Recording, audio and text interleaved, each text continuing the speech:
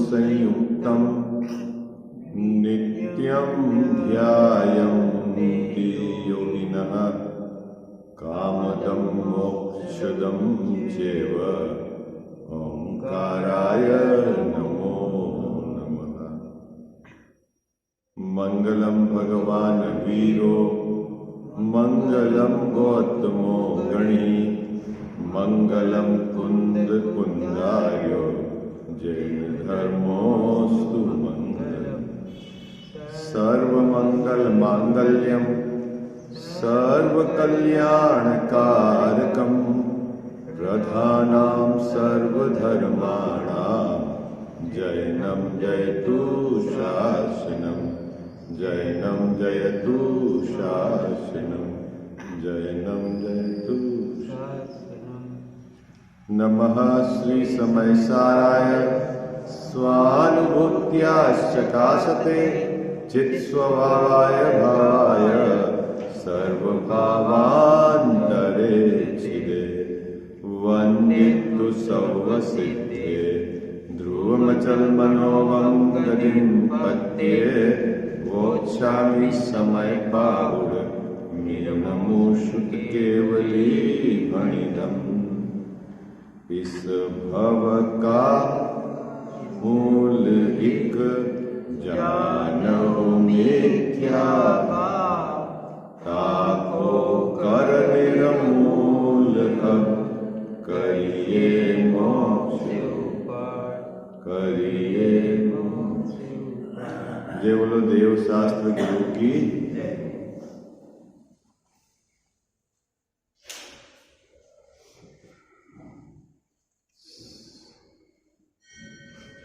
जीव के 7 तत्व की भूल किस प्रकार चलती है,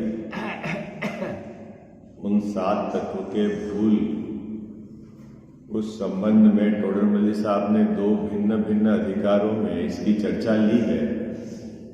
सामान्य जीव की तरफ से तो यह बात 4थे अधिकार में ली है और जैन मिथ्या दृष्टि उसकी तरफ से ये बात 7वें अधिकार के अंतर्गत ली है।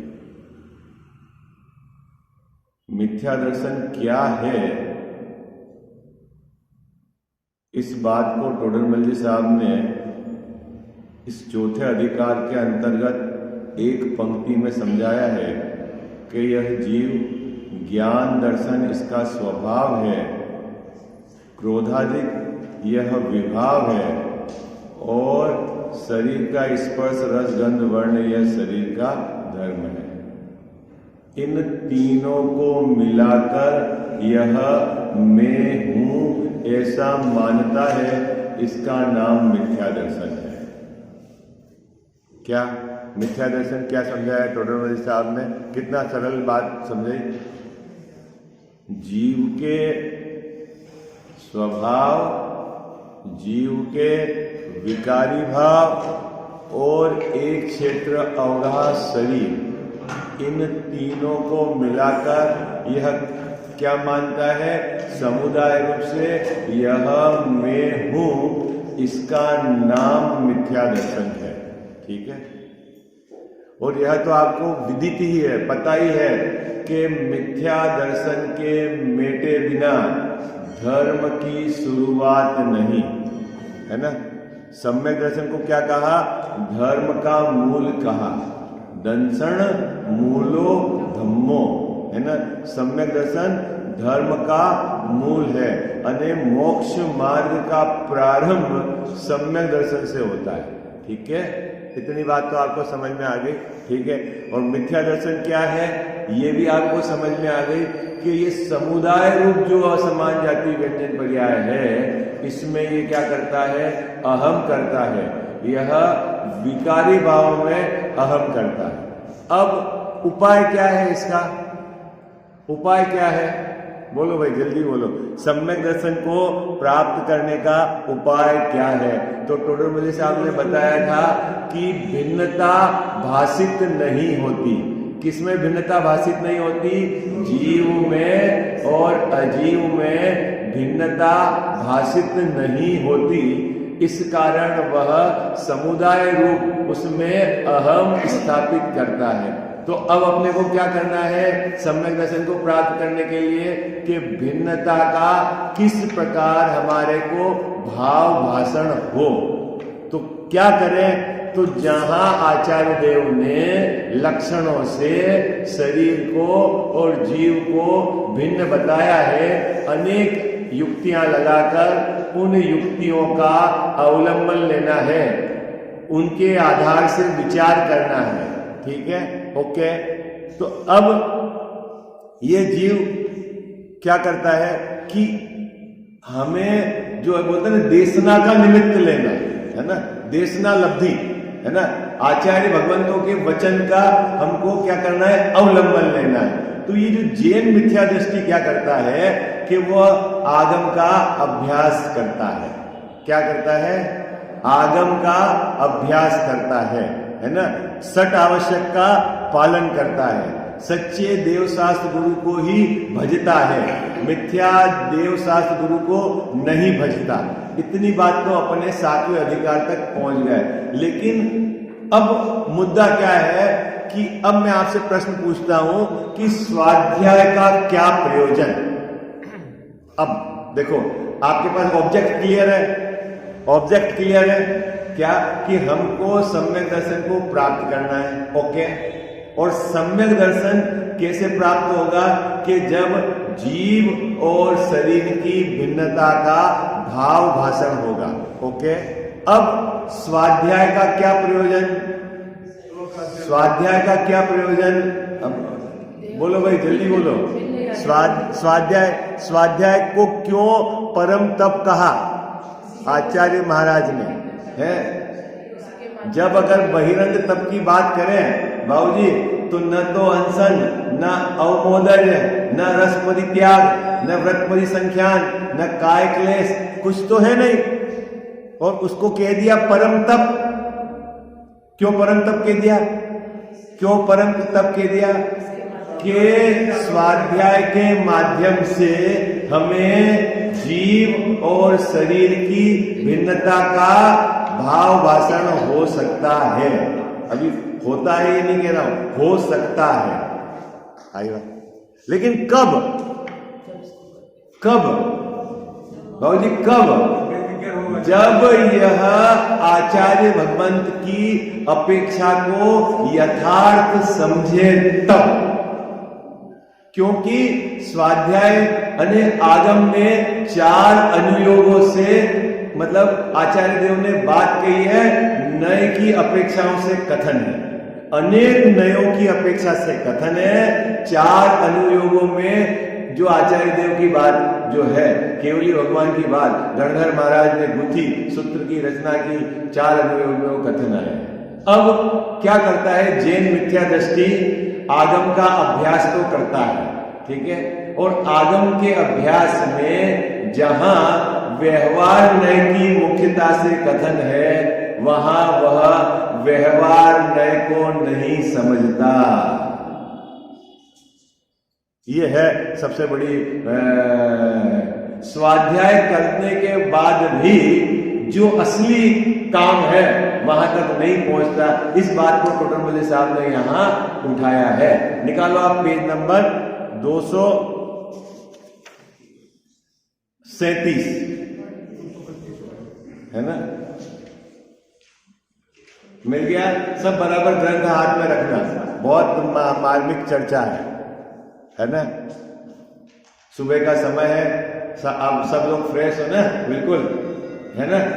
कैजावा साहब, ऋषभ जी भाई साहब, एकदम बिल्कुल, है ना। और अभी तो अपने पास 25 मिनट है, तो घड़ी की तरफ की भी आकुलता नहीं है। तो बराबर आप ग्रंथ पे जो बात लिखी उस पर विचार करना है अपने को। देखो क्या कहते हैं, जिन शास्त्रों से, कहां से, जिन शास्त्रों से, कौन सा जीव है ये? व्यवहाराभासी मिथ्या दृष्टि। कौन सा जीव? व्यवहाराभासी मिथ्या दृष्टि। कौन सा व्यवहाराभासी? जो जैन है, जिन आज्ञा को मानता। साहब इतनी बात तो याद रखना है, क्या? जो जैन है, जिन आज्ञा को मानता है और जिन शास्त्र का अभ्यास करा है इसने, और जिन शास्त्र के अभ्यास से इसने क्या सीख लिया है कि जीव के त्रस्त और स्थावर आदि भेद हैं। क्या सीखा है गजानन साहब? किसके भेद सीखे? जीव के कैसे भेद सीखे हैं? त्रस्त और स्थावर। 5 स्थावर है और एक त्रस है।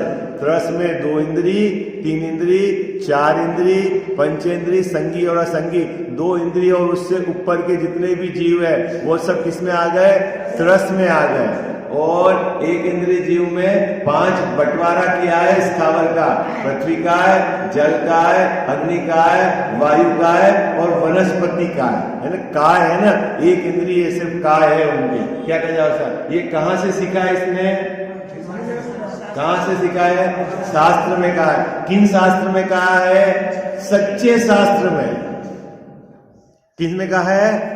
सच्चे शास्त्र में कहा है। अजित भैया, जीव के कितने भेद हैं? बोलो, जीव के कितने भेद हैं? तो साहब 2 भेद कर दिए, त्रस और स्थावर। फिर स्थावर के कितने भेद कर दिए?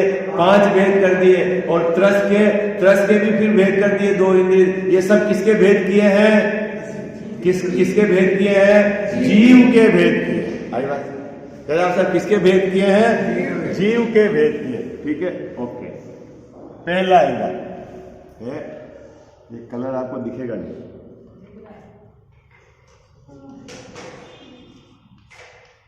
जीव के भेद।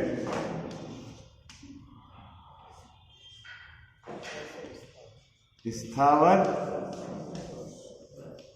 और त्रस। फिर इसके 5 और इसके जो भी भेद है, 2 इंद्रिय, 3 इंद्रिय, 4 इंद्रिय, 5 इंद्रिय, इसके भी 5 है और ना संज्ञा है। ठीक, ओके, कोई गड़बड़ नहीं। कहां से पढ़े इसने? कहां से पढ़े? जिन शास्त्र से जिनेंद्र भगवान की वाणी में आए। क्या रिसल्ट भाई साहब? ठीक है। उद्देश्य गौण मत करना अपना। उद्देश्य क्या है अपना? हमको मिथ्या दर्शन क्यों है? क्योंकि हम जीव और शरीर की भिन्नता का हमको भाव भाषण नहीं है। अब शास्त्र में आचार्य देव ने जीव का वर्गीकरण किसके आधार से किया है? उनके शरीर के आधार से कर दिया। ओहो, क्या किसके आधार से कर दिया? इसके 2 इंद्रिय है तो ये 2 इंद्रिय जीव, इसके 3 इंद्रिय स्पर्शन रसना घ्राण तो ये 3 इंद्रिय जीव, ये 4 इंद्रिय जीव, मक्खी उड़ने वाला भौरा 4 इंद्रिय जीव, इसके स्पर्शन रसना घ्राण चक्षु 4 इंद्रिय जीव, और जिसके कर्ण है और मन नहीं असंगी पंचेंद्रिय जीव, पानी के साफ होते हैं, और जो मन के सहित है वो क्या है? संगी पंचेंद्रिय जीव। ये बात कहां से पढ़ी उसने? कहां से पढ़ी ऋतुआ जी? जिन शास्त्र से पढ़ी। सच्ची है कि नहीं? सच्ची है। लेकिन इसने क्या गड़बड़ी कर दी कि आचार्य देव ने वहां व्यवहार नय की मुख्यता से कथन किया था।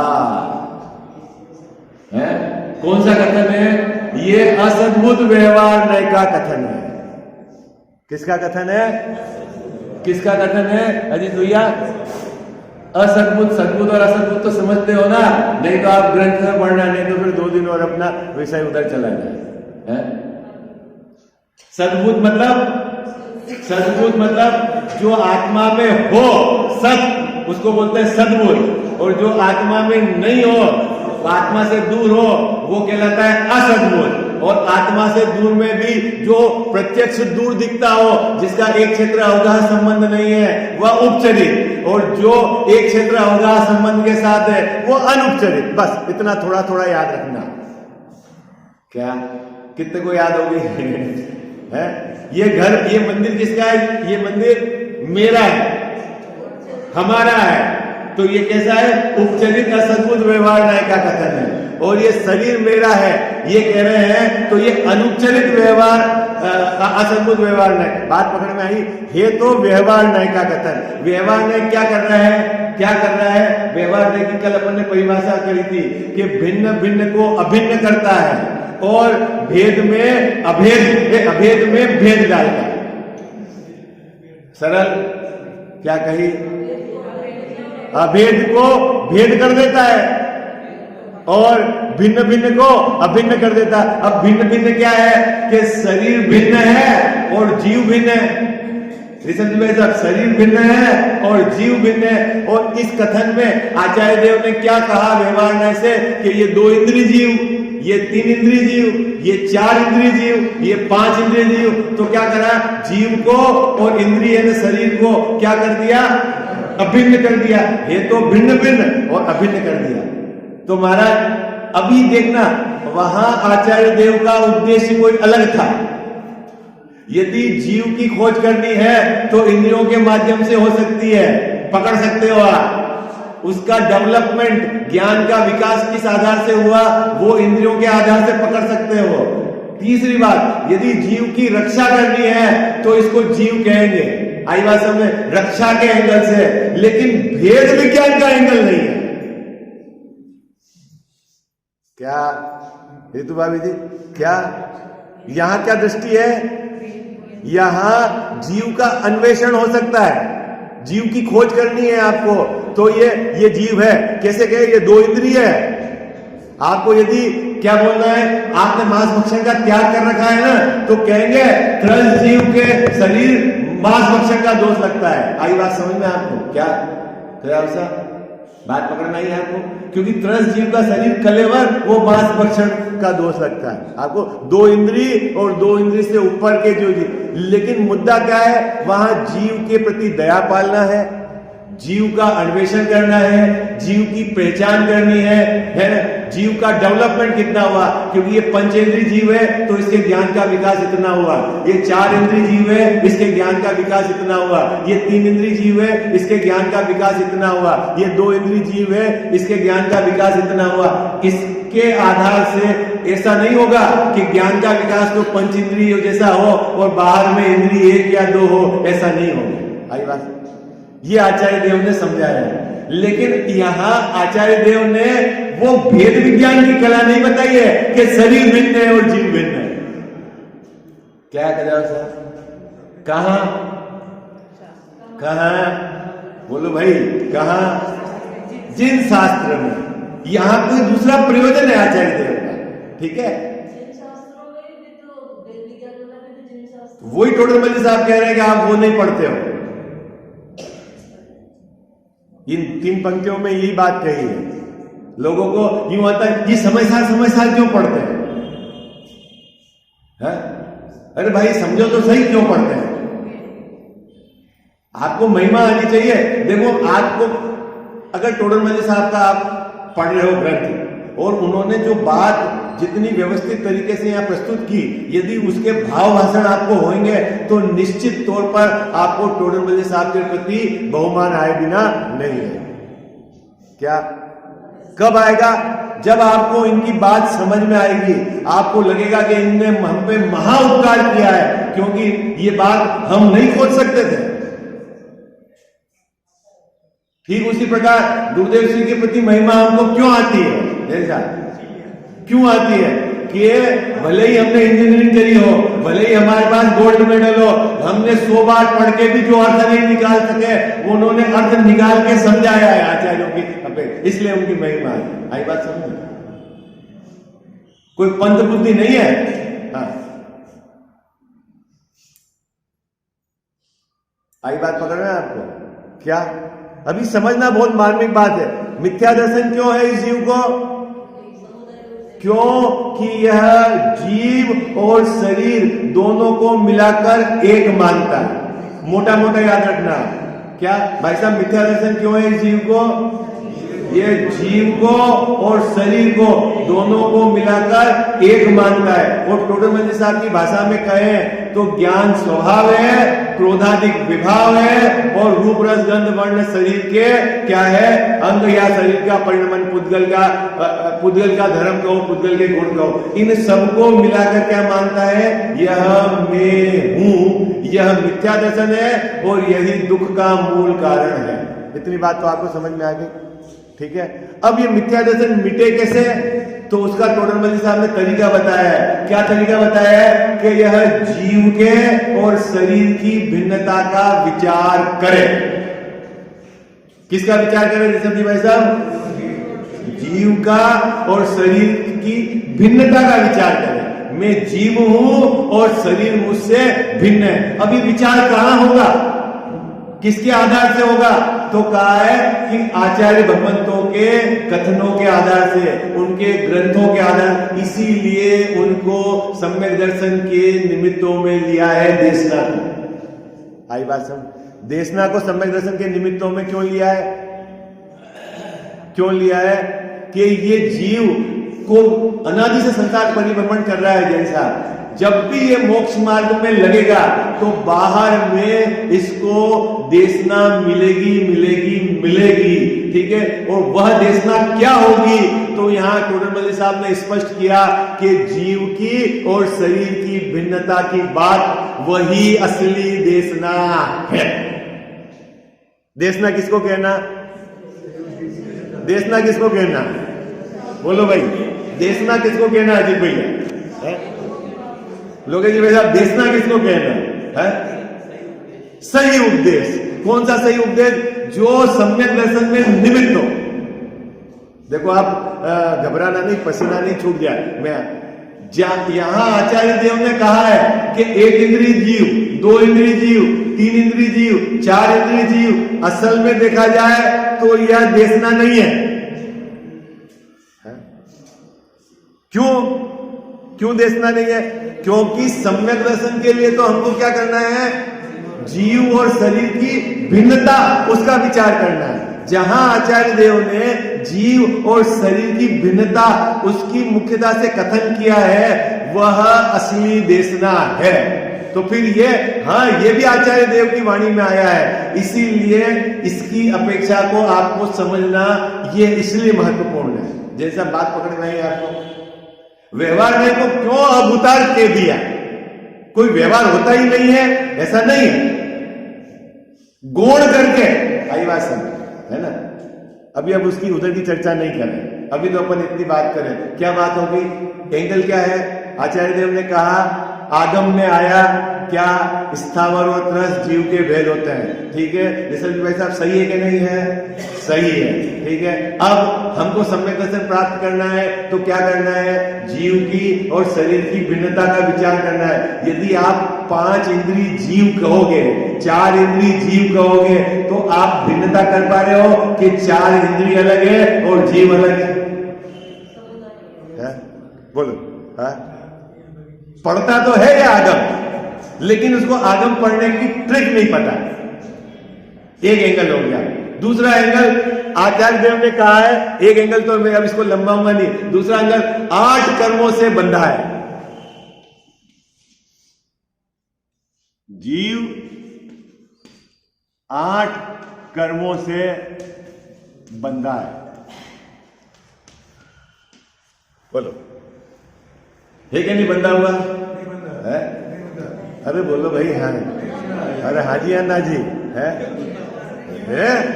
घबरा क्यों रहे हैं? हाँ, उड़ा क्यों रहे हो? लेकिन ये व्यवहार नहीं का कथन है। लोकेश जी भाई साहब, 8 कर्मों से बंधा है कि नहीं जीव? कर्मों ने जीव को रुलाया कि नहीं रुलाया? ये कहा है आचार्य देव ने, है? तो कहा कोई ये व्यवहार नहीं का कथन है। आई बात समझ में आया? हाँ, ये व्यवहार नहीं का कथन है। वो जो मंदिर को कह रहे थे वो अनुपचरित था, ये उपचरित है। शरीर को अपना कहता है कि नहीं? शरीर को 2 इंद्रिय 3 इंद्रिय जीव, तो 2 इंद्रिय जीव 3 इंद्रिय जीव क्यों? कि उनकी रक्षा करानी है। आई बात समझ में? वहां क्या उद्देश्य है आचार्य देव का? उनकी रक्षा करानी है। ये 2 इंद्रिय जीव है, ये 3 इंद्रिय जीव। यदि 2 इंद्रिय से 3 इंद्रिय जीव की यदि हिंसा होती है आपके प्रमाद से, तो आपको ज्यादा पाप लगेगा। पूरा पूरा चरणन्योग उस पर खड़ा है, इस व्यवहार में पे। आटे की मर्यादा कितनी है जैन साहब? है साहब, सर्दी में इतने दिन है, 5 दिन है, गर्मी में इतने दिन, तो क्या हो जाता है फिर उसके बाद? अरे भाई, इसमें त्रस जीव हो जाते हैं, और त्रस जीव उसका शरीर वो मांस भक्षण का दोष लगता है। बताया कि नहीं बताया? ये किसने बताया? किसने बताया? ये आचार्य देव ने बताया। सही बात है कि नहीं? सही बात है। लेकिन अब हमको सम्यक दर्शन प्राप्त करना है तो हमको क्या करना है जैन साहब? शरीर की और जीव की भिन्नता जिसके आधार से हो वो महत्वपूर्ण है। जब हमको आचरण पालना है तो ये महत्वपूर्ण है। आई बात समझ में? क्या बात पकड़ में आई आपको? जब आपको आचरण क्या ऋषभ जी साहब, जब आपको भोजन करना है, भोजन बनाना है, तब आपको बराबर याद रखना पड़ेगा कि जल की कितनी मर्यादा है, आटे की कितनी मर्यादा है, मसाले की कितनी मर्यादा है, कैसे यत्नाचार पूर्वक, क्योंकि वो हमारा उस रूप के लिए महत्वपूर्ण है। और जब अहम स्थापित करना है, श्रद्धा को विषय देना है, तब आपको क्या विचार करना है? तब उसके लिए तो जीव और शरीर की भिन्नता का विचार जिस माध्यम से हो वो कथन महत्वपूर्ण है। दूसरा एंगल आ गया, 8 कर्मों से बंधा हुआ है। बंधा हुआ है कि नहीं जीव है? एक अपेक्षा व्यवहार से बंधा हुआ है और सिद्ध भगवान 8 कर्म से रहित है। ओके, उसमें क्या दिक्कत है? ठीक है।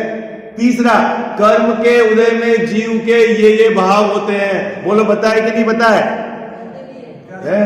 कर्म के उदय में निमित्त नैमित्तिक संबंध से ये कथन किए ना कि इस कर्म के उदय में ये भाव होते हैं, इस कर्म के उदय में ये भाव होते हैं, इस कर्म के उदय में ये भाव होते हैं। क्रोध कौन कराता है? तो क्रोध नाम का द्रव्य कर्म का उदय है जब जीव के क्रोध रूप परिणमन होता है। ठीक है, ठीक है। तो कर्म के उदय वो निमित्त और इधर क्रोधाधिक भाव निमित्तिक, ऐसा करके भी आचार्य देव ने आगम में कथन किए हैं। और उसका वर्गीकरण मोह और योग के निमित्त से जो इस जीव के तारतम्य में भाव होते हैं उसका वर्गीकरण मुख्य रूप से 14 भागों में विभाजन किया है और उसको गुणस्थान कहते हैं। ये पहले गुणस्थान का जीव, ये चौथे गुणस्थान का जीव, ये छठे गुणस्थान का जीव। तो जीव कौन से किस में आए? जीव का कौन सा गुणस्थान है? बोलो, जीव का कौन सा गुणस्थान है? जो वर्गीकरण हुआ है वो कहां से वर्गीकरण हुआ है? जीव की पर्याय में कितनी शुद्धि है और कितनी अशुद्धि है। बोलो, वर्गीकरण हुआ है ना किससे आधार से? जीव की पर्याय में कितनी शुद्धि है, कितनी अशुद्धि है। पर्याय में शुद्धि और अशुद्धि के आधार से जीवों का जो वर्गीकरण किया है 14 गुणस्थान में, ये बात भी आगम में आई है। लेकिन मजेदार बात तो यह है कि ये सब व्यवहार नए के कथन है। इसके आधार से सम्यक दर्शन का विषय आप पुष्ट नहीं कर पाए। ये बात टोडरमल्ली साहब ने पहली पंक्ति में कही। बात पकड़ में आ गई आपको? पढ़ूं अब मैं पंक्ति? कितने को समझ में आ गया? आया कि नहीं आया? कितने को समझ में आ गया है? जैन साहब, अब मुझे तो बहुत महिमा आती है गुरुदेव श्री की। जबकि जब हमारे नाना जी कहते थे पढ़ो पढ़ो, जब पढ़ते नहीं थे, विरोध में थे, साइंस पढ़ते थे उस समय। और जब हमने ये पढ़ा और ये विचार करने लगा, बोले गजब का रहस्य खोला है आचार्य देव ने। क्या उन्होंने प्रस्तुत किया है विषय है? पसीना आ जाए पसीने। मेरा इस तरह का नेचर है, जैसे आचार्य देव की पूरी पहली बात पढ़ो, फिर आप खोजो कि आपने क्या अर्थ निकाला। किसी भी विद्वान का भी रेफरेंस मत लो, फिर आप एक तरफ लिख दो कि आपने ये अर्थ निकाला, फिर आप विद्वानों के रेफरेंस को टच करो, फिर पता लगेगा अपनी क्या विशाल है। अर्थ नहीं निकालने में पसीना छूट जाता है। हाँ, क्या होता है, आगम का अध्ययन नहीं होता है, इसलिए अर्थ नहीं निकल पाता। हाँ, अब वो क्या है, उतना समर्पण, उतना आपको उसमें लगना पड़ेगा। हाँ, ये और वो तो मोक्ष, मतलब 100% समर्पण का भाव है। इस जीव को ये एकदम अलर्ट रहे। जैसे जैसे अब आपको ऐसा पता चल जाता है एल्यूमिनियम के बर्तन है, इसमें भोजन बनाएंगे तो कैंसर हो जाएगा, और जो कैंसर की पीड़ा से बिल्कुल अवगत है वो किसी भी कीमत पर उस बर्तन को हाथ नहीं लगाएगा। ऐसा होता है कि नहीं? और जिसको ऐसा लग गया कि ये मनुष्य भाव मेरे को काहे के लिए मिला है? भाव के अभाव के लिए मिला है। अब मेरा एक समय भी की कथा में, प्रपंच में, कसायों के आधार से चिंतन करने में नहीं जाए, अपना जो टाइम जाएगा वो आज बाहर की जो व्यवस्था उद्यादि में हो जाएगी। बोलो, इतनी सावधानी है अपने को? है? बोल, है? समर्पण है इतना? है? आप अगर गए डॉक्टर के पास और उन्होंने कहा नहीं आपकी शुगर बढ़ी हुई है, लोकेश जी भाई साहब कब शुगर छोड़ोगे आप? बोलो, कब छोड़ोगे? है? डॉक्टर ने बोला और बोले अभी नहीं, बाहर आते ही बोले पहले भले मैं मीठी चाय पीता था, अब नहीं। क्यों? कि मेरी शुगर बढ़ी हुई। कि देह के प्रति कितना आपका ममत्व पड़ा हुआ है कि उसकी रक्षा, और अपनी आत्मा के प्रति उससे अनेक गुना यदि आए कि मेरे को अब अनंत भवों में रही न रखना है, ये कसाय का उदय, कसाय आए, कसाय के अकॉर्डिंग नहीं चलना है मेरे, ये मेरा स्वभाव नहीं है। कसाय रूप परिणमन होना मेरा स्वभाव नहीं है, न तो उसको स्टेरिंग पे बिठाना है और न उसके अकॉर्डिंग मेरे को तो भाव का अभाव करना है। ये जो मेरे को मनुष्य भाव मिला है किसी भी कीमत पर, तो क्या करेगा जैन साहब? जो बाहर का काम जो अभी है ना, क्षुधा देह का धर्म, तो बाहर में जो आया छोटा मोटा अपना काम किया, क्लोज, और वापस अपने आराधना में लग गए, वो उसको कहते हैं सुधी जीव। सुधी, सुधी मतलब सावधान। कौन सावधान है? कौन सावधान है? सावधान कौन है? क्या पता बच्चे कल सेवा नहीं करे, 2 करोड़ की एफडी चाहिए, एक मकान अपने नाम पर चाहिए, है 1 किलो सोना चाहिए, वो सावधान है कि वो कि फटाफट अपना जो है खाना पीना करके आराधना में लगता है, वो सावधान है। कौन सावधान है? कौन सावधान है? क्या बोलो भाई, है? हाँ जी या ना जी? अरे थोड़ा कहा मैंने, बहुत समझना। आप देखना हमारा समर्पण कितना है आत्म कल्याण के लिए, मुद्दा यह है। और 100% समर्पण पर काम होगा। कितने में भाई साहब? 100% समर्पण है। विषय भोग भी चल जाएंगे और मोक्ष भी हो जाएगा, इस चक्कर में नहीं रहना। हाँ, बिल्कुल इस चक्कर में नहीं रहना। हाँ, जगत भले अपने को पागल किए, कोई दिक्कत नहीं ऋषभ जी भाई साहब, अपने अपने काम में अलर्ट रहना। जगत की तरफ से सर्टिफिकेट नहीं लेना है कि जगत हमको समझदार है, क्यों अपने को वहां माथा खपाना? हाँ? हाँ, खुद समझ में आ गया बस। जगत अपने को पागल किए, जगत अपने को मूर्ख किए, तो समझ लेना कि अब मेरा काम हो गया है। तो मेरे को अब उलझना ही नहीं है। जनता पागल कहेगी हुई कि अब जैसे आपको लगा कि भाई साहब इनको तो इंजीनियरिंग का नॉलेज है, या मेरे ये बता देना, तो पूरा समय उधर चला जाएगा। लोग मुझे बेवकूफ समझे कि इसको कुछ नहीं आता है, बहुत अच्छा है हमको कुछ नहीं आता है, ताकि अपने पास कोई पूछने ही नहीं आएगा तो उपयोग ही नहीं उधर लगेगा। अपना काम करो चुपचाप, ठीक है ना? ऐसा ही। अरे हाँ जी, ना जी संजय भाई साहब, ठीक ही है ना? देखो अब यहाँ टोडरमल साहब ने बहुत सुंदर बात की। क्या कहा? जिन शास्त्रों से जीव के त्रस, स्थावर आदि रूप तथा गुणस्थान, मार्गणादि रूप भेद को जानता है। कौन जानता है? हाँ, व्यवहाराभासी मिथ्या दृष्टि। जो जैन है, जिन आज्ञा को मानता है और सच्चे देवशास्त्र गुरु की ही क्या करना, उपासना करता है और वो शास्त्र का अभ्यास करता है। इसीलिए तो उसको पता है कि जीव के भेद इतने हैं। अब जिनको भेद ही नहीं पता है वो तो अभी दिल्ली दूर है। ठीक है, पहली पंक्ति का अर्थ समझ में आ गया। अब आगे अजीव के पुद्गल आदि भेदों को तथा उनके वर्णादि विशेषों को जानता है। पुद्गल के भेद भी जानता है। कितने पुद्गल है? पुद्गल के भेद, अजीव के भेद कितने हैं? अजीव कितने हैं? बोलो भाई, कितने अजीव है? 5 हो गए ना अजीव? हो गए कि नहीं? कौन कौन से 5 अजीव हो गए? पुद्गल, धर्म, अधर्म, आकाश, काल, जानते हैं ना? और पुद्गल के भी भेद जानते हो आप? 6 प्रकार के भेद है। स्थूल स्थूल, स्थूल स्थूल, स्थूल सूक्ष्म, सूक्ष्म स्थूल और सूक्ष्म सूक्ष्म, सूक्ष्म है, 6 भेद जान गए और उनके रूप रस गंध वर्ण ये भी जानते हो। कहां से जाने ये सब आपने कहा साहब? हाँ, आगम से जाने। ओके, ठीक। परंतु, बस ये जो परंतु शब्द है ये बहुत टर्निंग पॉइंट है।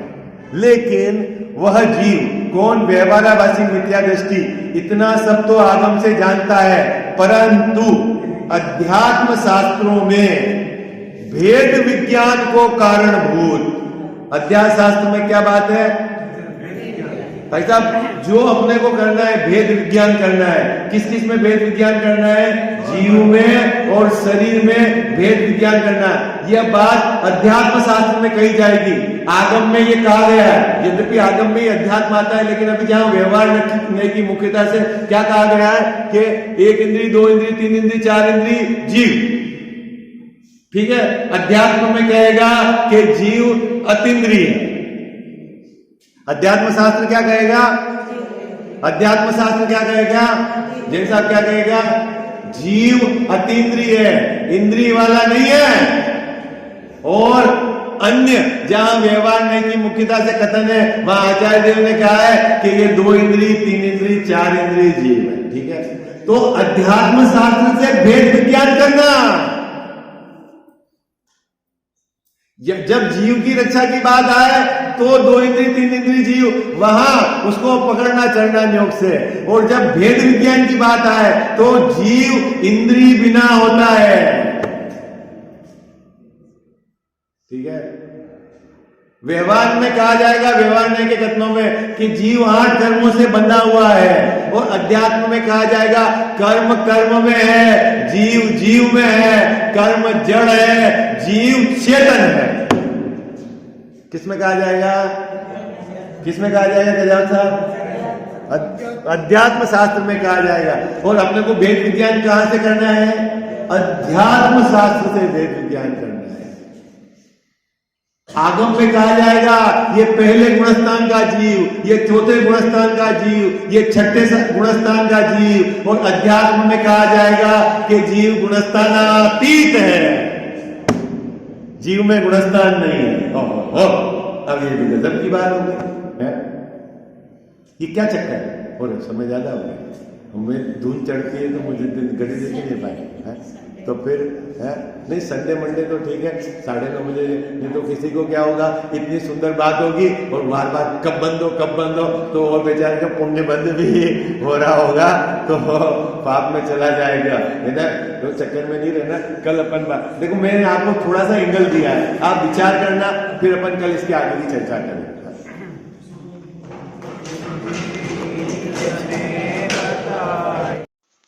मिथ्यातम नाश वेकु ज्ञान के प्रकाश वेकु आपा पर भाषा वेकु भानु सी बखानी है। छहु द्रव्य जान वेकु बंध विधि भान वेकु स्वपर पिछान वेकु परम प्रमाणी है। अनुभव बताय वेकु जीव के जताय वेकु काहू न सताय वेकु भव्य और आने है। जहाँ तहाँ तार वेकु पार के उतार वेकु सुख विस्तार वेकु यही जिन वाणी है।